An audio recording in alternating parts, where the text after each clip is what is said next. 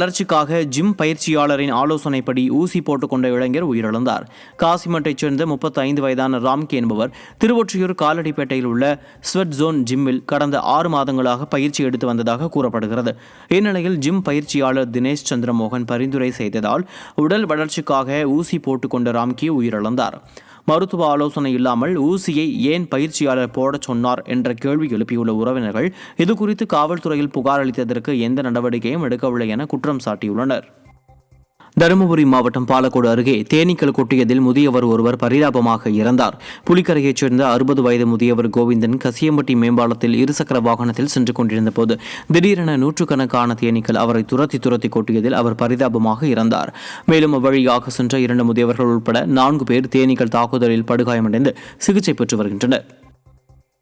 திருவாரூரில் தமிழ்நாடு வருவாய்த்துறை அலுவலர்கள் சங்கத்தினர் விடிய அரசுக்கு எதிராக ஆர்ப்பாட்டத்தில் ஈடுபட்டனர். மாவட்ட ஆட்சியர் அலுவலகம் முன்பு நடைபெற்ற இந்த ஆர்ப்பாட்டத்தில் பழைய ஓய்வூதிய திட்டத்தை அமல்படுத்த வேண்டும், அலுவலக உதவியாளர் காலி பணியிடங்களை நிரப்ப வேண்டும் என்பன உள்ளிட்ட 10 அம்ச கோரிக்கைகளை வலியுறுத்தி தமிழ்நாடு வருவாய்த்துறை அலுவலர்கள் சங்கத்தினர் ஆர்ப்பாட்டத்தில் ஈடுபட்டனர். இதில் பலர் பங்கேற்று கோரிக்கைகளை வலியுறுத்தி கண்டன கோஷங்களை எழுப்பினர்.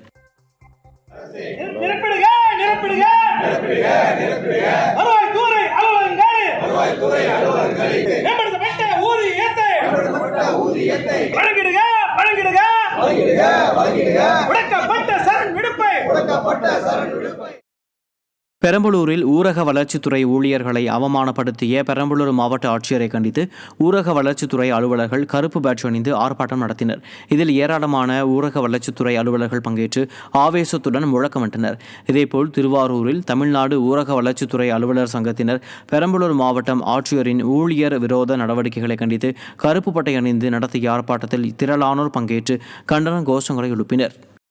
ஓரிரு இடங்களிலும் புதுவை மற்றும் காரைக்கால் பகுதிகளிலும் வரும் 10ஆம் தேதி வரை மிதமான மழை பெய்யக்கூடும் என சென்னை வானிலை ஆய்வு மையம் அறிவித்துள்ளது. மேலும் வங்கக்கடலில் நிலை கொண்டுள்ள காற்றழுத்த தாழ்வு பகுதி புயலாக மாறாது என்றும் தெரிவிக்கப்பட்டுள்ளது.